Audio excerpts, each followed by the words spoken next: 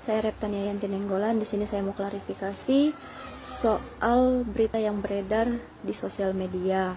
Yang pertama soal pernikahan saya.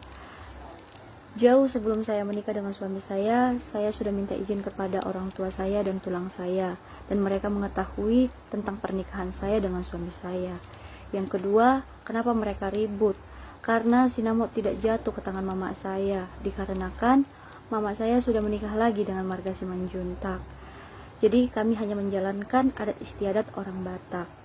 Dan di poin yang ketiga tentang sekolah, tidak pernah marga Simanjuntak menyekolahkan saya sampai sarjana, karena saya bekerja sambil kuliah. Itu hasil keringat saya sendiri. Dan di poin yang keempat, mereka mengatakan bahwa bapak saya meninggal dari kami kecil.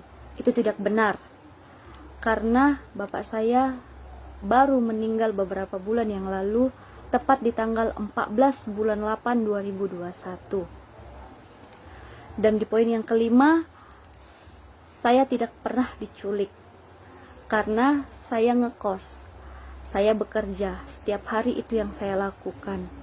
Jadi buat teman-teman, jangan membela satu pihak, tapi carilah kebenaran kepada pihak yang lainnya.